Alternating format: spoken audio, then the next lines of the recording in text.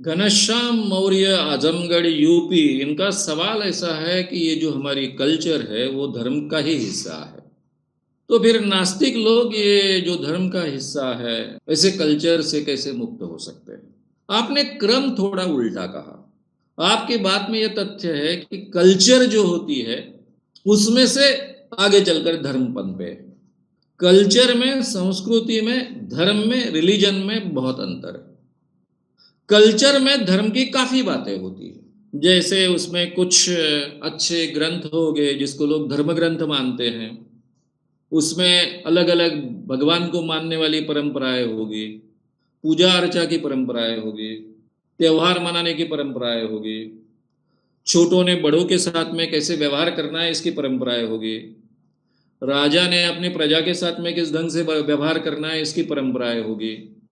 लेकिन ये परंपराएं होती, ये परंपराएं बदलते रहती है।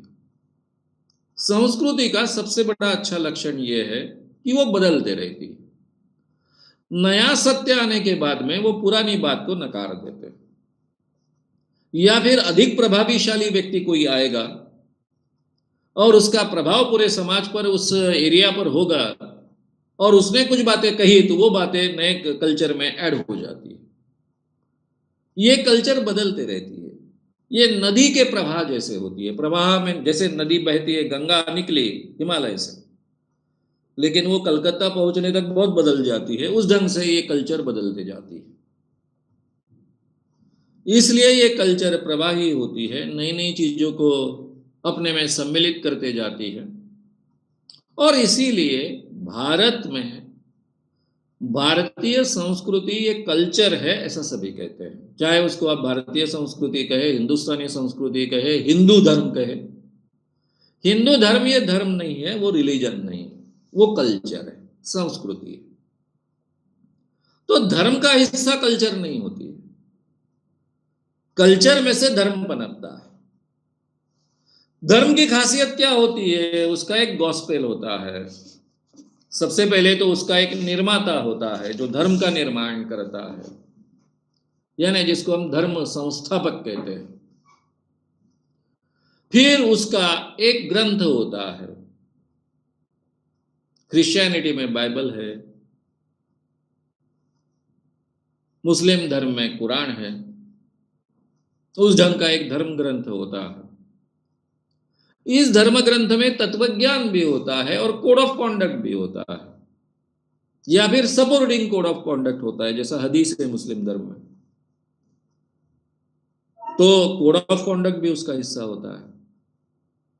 और ये सभी चीजें, यानी जो धर्म संस्थापक है उसने जो बातें कही है, उसने जो तत्वज्ञान बताया है मानवीय जीवन के लिए आवश्यक, जो कोड ऑफ कॉन्डक्ट यानी कायदे कानून व्यवस्था दी है, उसको अमल में लाने वाली एक यंत्रणा होती है जिसको हम कहते हैं पुरोहितशाही, जिसको इंग्लिश में चर्च कहते हैं।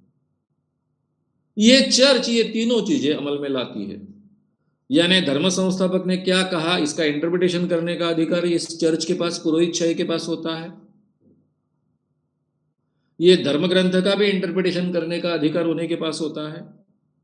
और ये कायदे कानून व्यवस्था भी अमल में लाने का, जो धर्म ग्रंथ में कायदे कानून व्यवस्था कही गई है वो भी अमल में लाने का इन्हीं के पास अधिकार होता है। ऐसी ये चार चीजें साथ में आने के बाद इस एकत्रित फॉर्म को रिलीजन कहा जाता है, धर्म कहा जाता है। इस व्याख्या में हिंदू धर्म कहीं बैठता नहीं। एक तो हिंदू धर्म का कोई भी एक धर्म ग्रंथ नहीं है। रामायण महाभारत महाकाव्य है, वो कोई धर्म ग्रंथ नहीं है।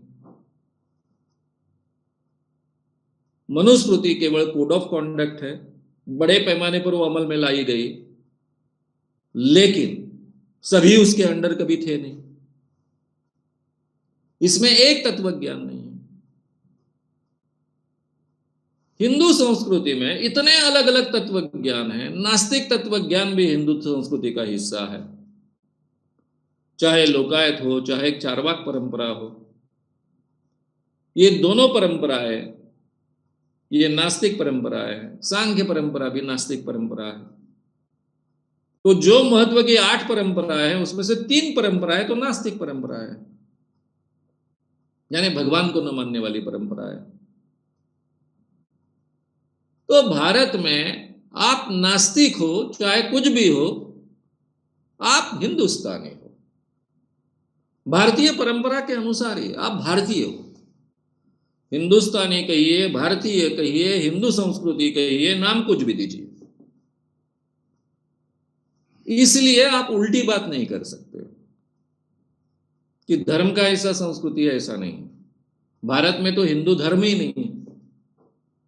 धर्म होता तो कम से कम एक भगवान होता, यानी धर्म की कल्पना ही हुआ है ना, एक भगवान, एक धर्म ग्रंथ, एक तत्वज्ञान और एक कोड ऑफ कॉन्डक्ट। वही एक धर्म की कल्पना है, रिलीजन की कल्पना है। इस व्याख्या के अनुसार तो हिंदू धर्म धर्म नहीं है, वो कल्चर। इस कल्चर में अलग अलग भगवान। कई हिंदू लोग मुस्लिम लोगों को भगवान मानते हैं। ये मुस्लिम फकीर होते हैं, उसको भगवान मानते हैं। दरगाह में जाकर पूजा अर्चा करते हैं। शंकर भगवान के मंदिर में भी जाकर पूजा अर्चा करते हैं, विष्णु भगवान के मंदिर में भी जाकर पूजा अर्चा करते हैं, और दरगाह में भी जाकर पूजा अर्चा करते हैं। केवल चादर नहीं चढ़ाते, अपने तरीके से पूजा अर्चा करते, मन्नत भी बोलते, अलग अलग। यानी कई हिंदू लोगों को मैंने मेरी को भी मानते हुए देखा है, मेरी देवी को भी मानते हुए देखा है। वो मेरी देवी कहते हैं। पूरी की पूरी एक आदिवासी जमात है जो मेरी देवी को बहुत मानती है। वो खुद, उनका कोई क्रिश्चियन धर्म है नहीं। तो ये अलग अलग परंपरा है हिंदू कल्चर में आपको देखने को मिलेगी। अलग अलग धारणाएं मिलेगी, विरोधाभासी विचार मिलेंगे। सेक्स को मानना,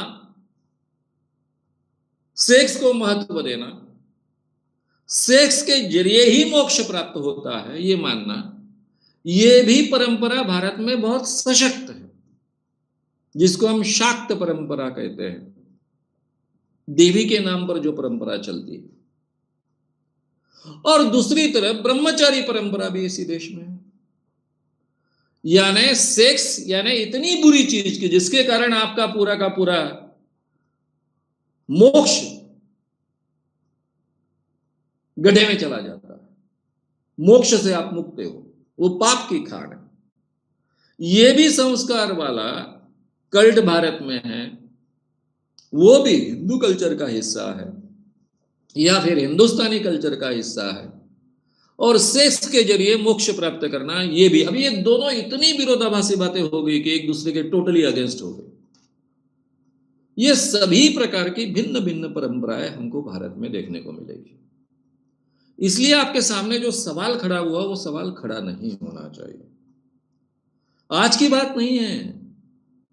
3-3,500 साल महाभारत काल में, रामायण काल में, वेद काल में चार्वाक और लोकायत परंपरा रही है, बुद्ध परंपरा रही है। बुद्ध परंपरा भी नास्तिक परंपरा मानी गई है, भारतीय परंपरा। आप भारत के बाहर जाओगे तो बुद्ध नास्तिक नहीं मिलेगा आपको। जापान में जाओगे, कंबोडिया में जाओगे, चाइना में जाओगे, भूटान में जाओगे, वहां नास्तिक बुद्ध नहीं है। लेकिन भारतीय परंपरा में नास्तिक बुद्ध है। भगवान को न मानने वाला, आत्मा को न मानने वाला बुद्ध परंपरा हमको इस तत्व ज्ञान में मिलती है।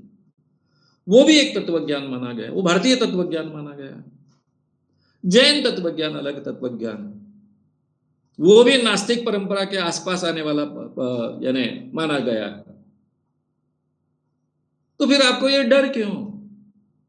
भाई भारत का तो यही सामर्थ्य है ना कि आपके कोई भी विचार रहो, आपके कोई भी आचार रहो, फिर भी आप भारतीय हो, फिर भी आप हिंदुस्तानी हो। तो इसलिए हम नास्तिक है तो फिर हमको कैसे यहां स्थान मिलेगा, ये मानने के लिए बिल्कुल जगह नहीं। नास्तिकों को भी उतनी ही जगह इस परंपरा में है।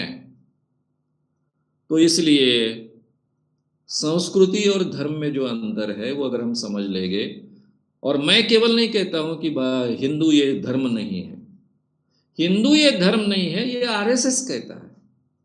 आरएसएस के बौद्धिक प्रमुख एमजी वैद्य, जिनको हम मागो वैद्य कहते हैं,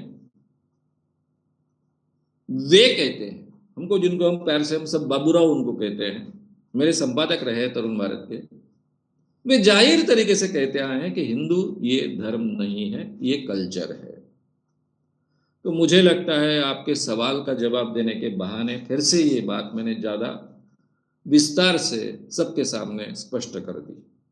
श्याम मानव चैनल को आपका समर्थन देने के लिए चैनल को जरूर सब्सक्राइब करें। चैनल के नोटिफिकेशन पाने के लिए बेल आइकन भी दबाएं।